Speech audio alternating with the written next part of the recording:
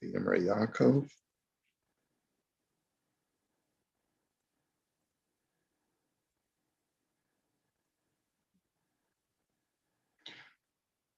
Okay.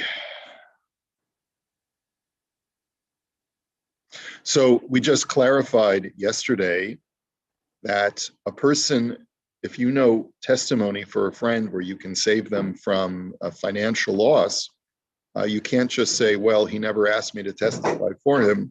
You actually have an obligation to step forward. I mean, there's a law of lo samad al damreyecha. If you know testimony that can help a person save his assets, you have an obligation to do that. And this is true even if you know you're the only witness. Now, normally, the Torah says that you need two witnesses in order for something to be verified legally. However, there's a benefit even if you're only one witness, because you could provide pressure to get a person to take a vow, or at least have some kind of influence on the Beis Din's decision. Bein shuhu levado, the eid echad maybe lidei shvua de oraisa, but ulai yishalim velo yishva. He says, because we know that one witness's testimony is enough to compel the defendant to take an oath. No, I don't owe the money and I have to swear. And sometimes that'll be enough to push a guy over the top and to get him to say,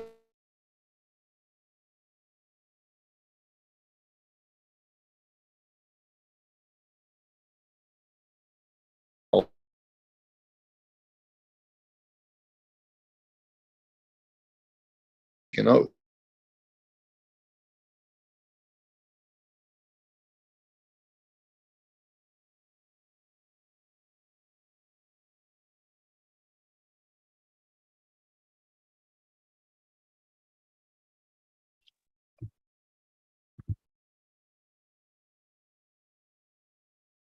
And I think the rabbi froze. I think he froze. I'm gonna go out and come back in.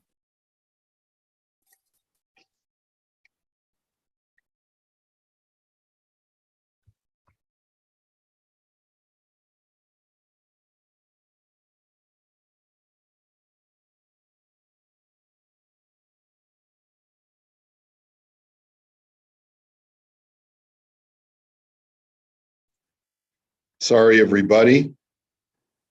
Sorry about that. Okay, and so just to continue, let me just refeature the screen, reshare the screen. So therefore, v'imkibel alav hanitva eid karovo pasul v'imkein yotze lefize diyesh bo toeles me'eduso kamo me'edim ksherim mikol makom hol min haTorah eno bichlal edus eno lav chiyav lahayid u'chediisa b'Yerushalmi. So I'm not sure, or he says another situation where you may not be obligated mid'oraisa is if you are a relative and the defendant says, I'll accept this person's testimony. In other words, if a defendant says, even though this guy is a relative, I believe him if he wants to testify. But it could be that there might be certain circumstances where if it's not a biblical obligation for you to testify, you would be exempt. That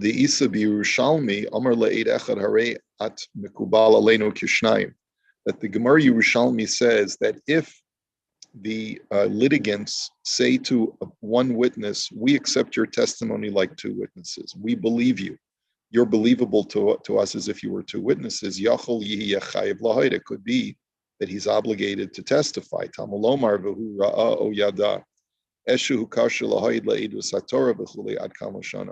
The Yerushalmi implies that his obligation is only rabbinic to testify, even when the witnesses wish to accept him as only one witness.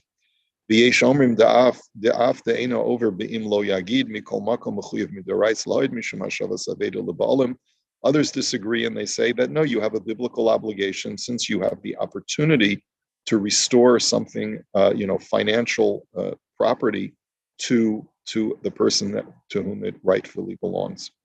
So again, you should testify even if you're only a single witness, but that's only on financial matters.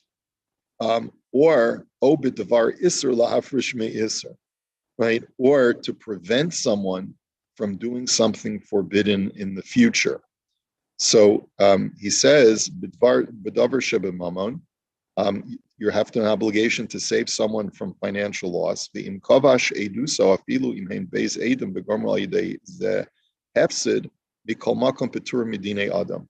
Let's say a witness knows testimony and he can help somebody recoup his lost finance, and he declines to testify, even if two witnesses decline to testify. Let's say they're intimidated, they don't want to be bothered, whatever the reason. What is their level of obligation if afterwards it is discovered that they could have testified for this person? Does the plaintiff have a right to sue these guys in Beis Din? You could have testified for me, you could have gotten me the money back. So the answer is no. There is no legal recourse midine adam in a human court.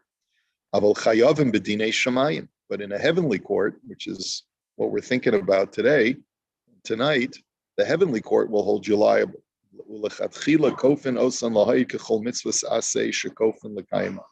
And therefore, we put whatever pressure we can to bear on some people who know that they can testify in court to do so. Whatever pressure, whatever kind of coercive influence we have on these people, we have to do whatever we can to get these guys to testify. This is very practical stuff, because I've been involved in a couple of Dinei Torah in my life, and there are certain situations where you say to yourself, like, why bother? Like, it's such a hassle. I have to take off time. I have to appear before these scary rabbis, and I'm going to be cross-examined. Why should I put myself through that? Okay, but anyway, yeah. This is the case that we have only one witness valid, or this is one of the cases that when so that we can have one witness instead of two, if they decide to do so. But if that's something normal that we can have in another case, you need minimum 2 witnesses.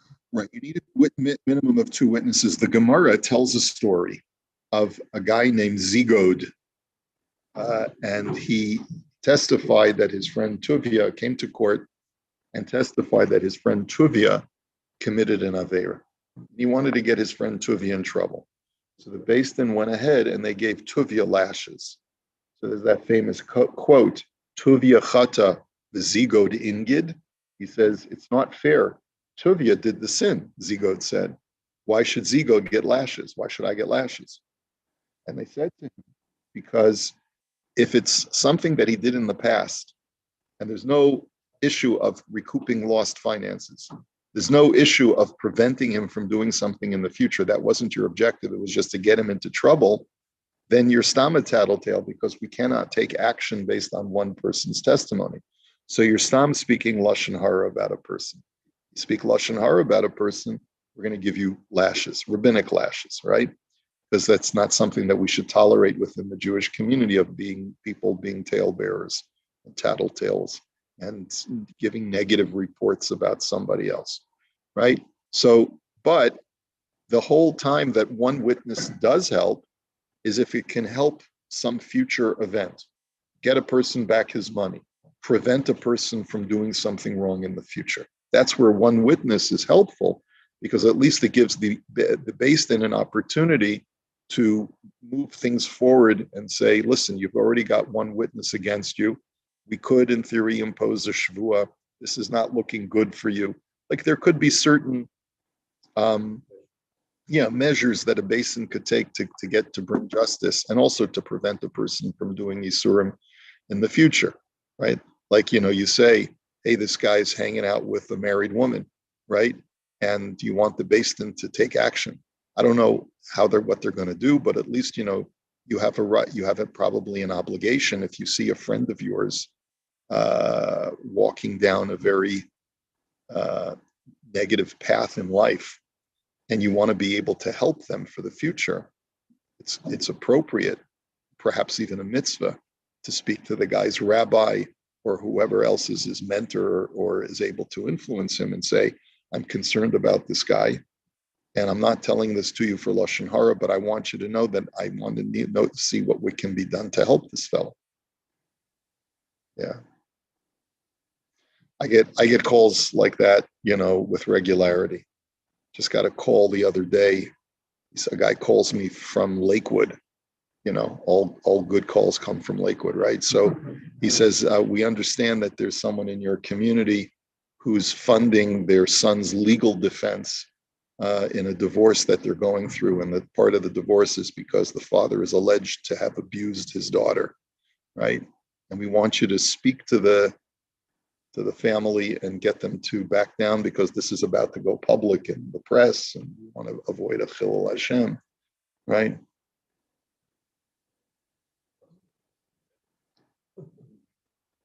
Yeah, that's regular trauma, But well, turns out the person is not a Bayit member, so I referred them to the right person. Yeah, thank God, this person does not daven at the Bayit. Okay. Ve'eno ela kimotzi. So anyway, if it's to help prevent someone from doing an isser in the future, then you should still come forward as one witness. Afilu b'makom sheyesh safek im ya'aminu lidvarav. Even if you're not sure whether or not the Beis Din will believe you, you still have a duty to go and let them know, because you're concerned about this person doing something forbidden in the future. Ve'eno ela kimotzi shemra. But if it's just to incriminate someone over the past, then that's usher, because all you're doing is being motzi shemra.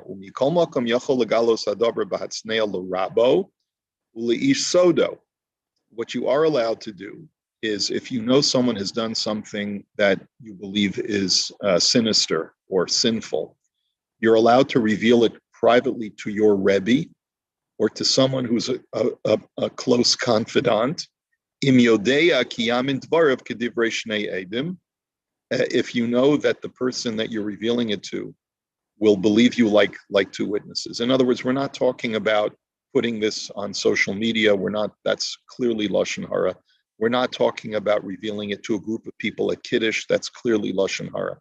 But let's say you have a Rebbe or a mentor, someone who you trust, and you say, look, I need to get this off my chest. Something's really bothering me about this fellow, and it's just between the two of us, but I saw him go to a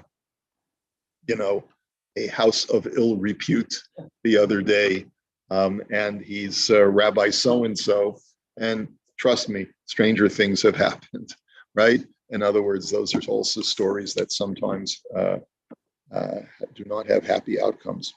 Umuter l'rabo lisno oso avur zeh.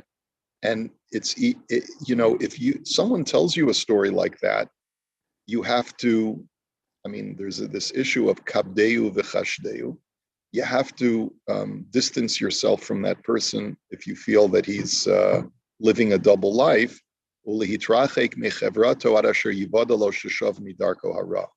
And distance yourself from that person until you know that he's done tshuva. Once someone who you trust, like two witnesses, tells you something like that, like it's a spouse or whatever it is, you're allowed to believe it, but only to the point of just distancing yourself from that individual so that you don't fall under their influence. Ela kamotzi shamra, that if you're only a singular witness and it's only relevant to things that have happened in the past, then you're not allowed to testify to a Beis Din and tattletale, because then you're just like a motzi shemra, you're just slandering a person.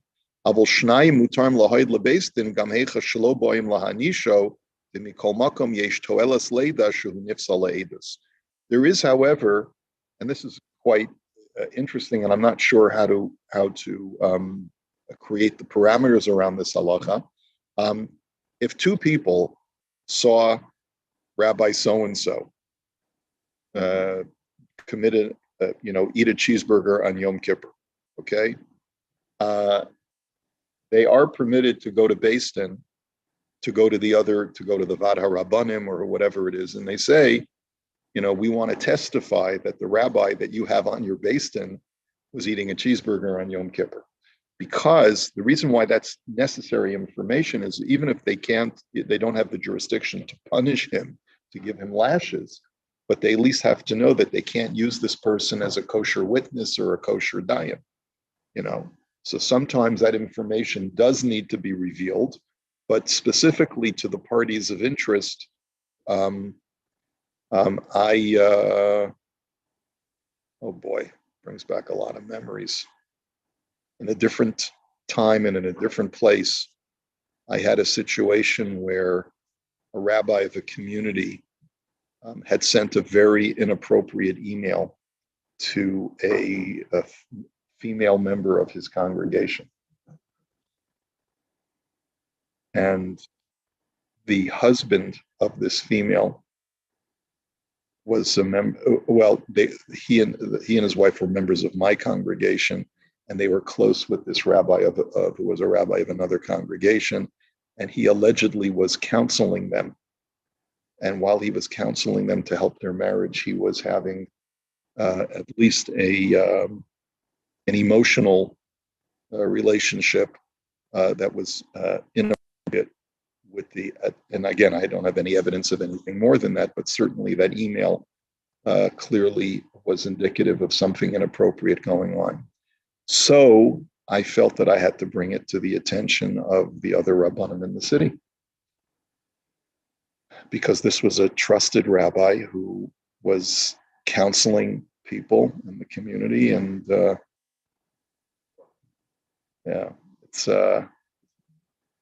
he was removed and is no longer in the rabbinate.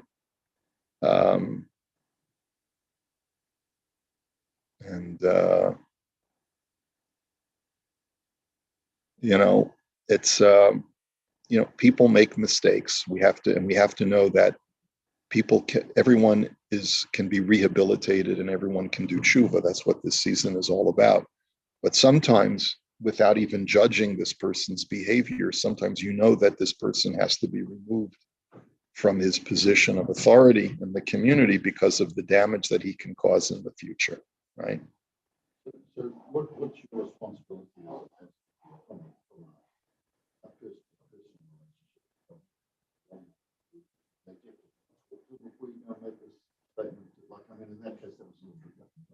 Well, the truth is, I actually confronted the fellow and showed him the email, showed him a printout of the email.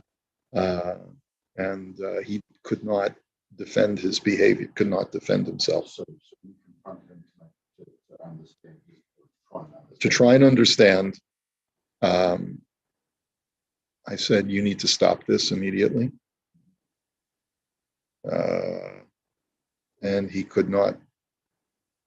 He was sort of like evasive. Unfortunately, when something like that happens and you're confronted with it, even when you're confronted by someone who's not trying to, like I wasn't trying to kill him, I wasn't trying to destroy him.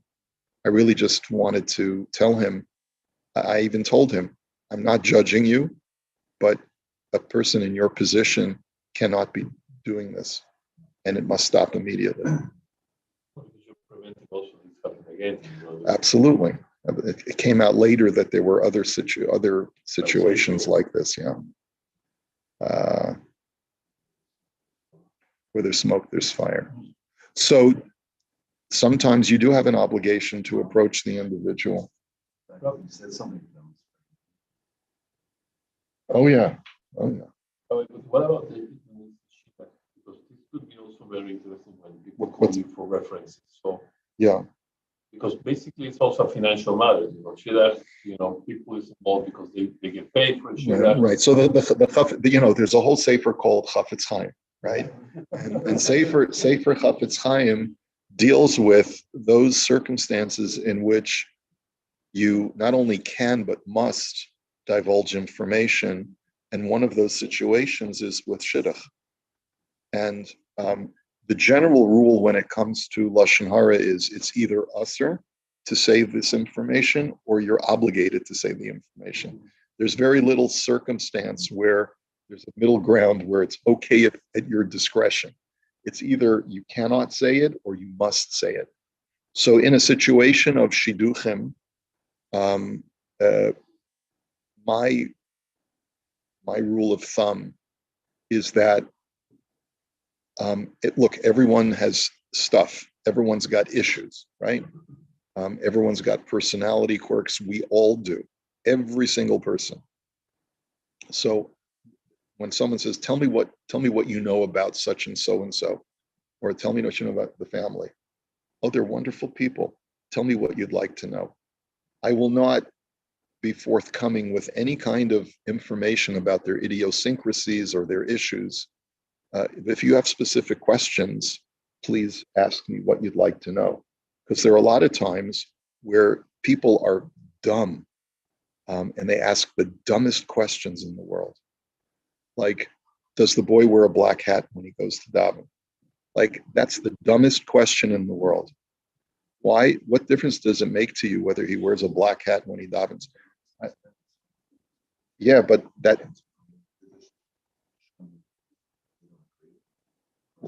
Yeah, but well, no, but I can objectively say that that's a dumb question because it says nothing about the person's character or about his Yirah Shamayim, right? But what does that even mean? I'm not disagreeing. Well, finding the dishes for Shabbos, if they find the dishes for Shabbos. Or tablecloths, or do around, or do they do both China? There's lots of YouTube good videos on that. But there are circumstances now. With that said, there are circumstances where if I know of a certain hidden situation or condition, then it's my obligation to let them know. Let's say the father. We haven't met the father yet. We hear he's a lovely guy, and I know he's sitting in prison. Okay. Well, I can say he's a really lovely guy, but in a situation of a shidduch where you know that that's going to be an important consideration and it's being hidden from the family, then you have an obligation to let them know. He got himself into a bit of trouble. Unfortunately, he's sitting in prison right now, or just got out of prison. It's important for you to know that because, right now, it may not make a difference because the boy or the girl, the son or daughter of that person, may be the most wonderful person in the world. Look, Lavan had Leah and Rachel, right? So it doesn't necessarily have bearing, but you have to know if you're getting into a shidduch with a family where the guy's been sitting in jail. What if there's a very, very serious genetic or medical condition?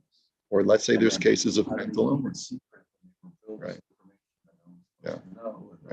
Right. So mental illness is a very gray area, right? Because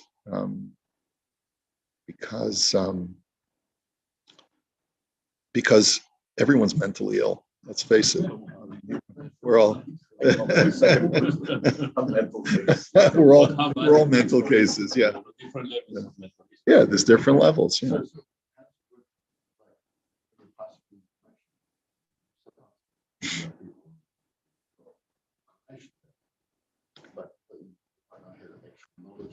Well, first of all, an inclination about a person should not be included in a report.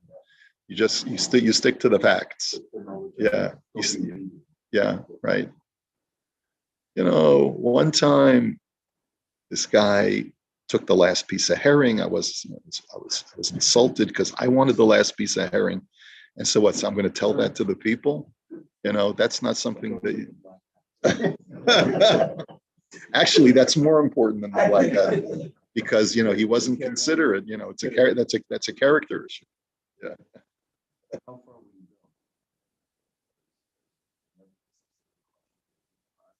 Ask me a specific question, and if it's relevant, then I will answer it. If it's not relevant, like if you need to know whether he wears a black hat at davening, if that's important to you, then that's just reporting a public fact about a person, right? So there's nothing wrong with reporting that. The more pertinent question is, how often do you see him at davening? But that's why I say it's dumb, right? In other words, a person doesn't care whether that guy comes to davening just on Shabbos, not on the weekday. They just want to know that if he's ever in shul, is he going to be wearing a black hat?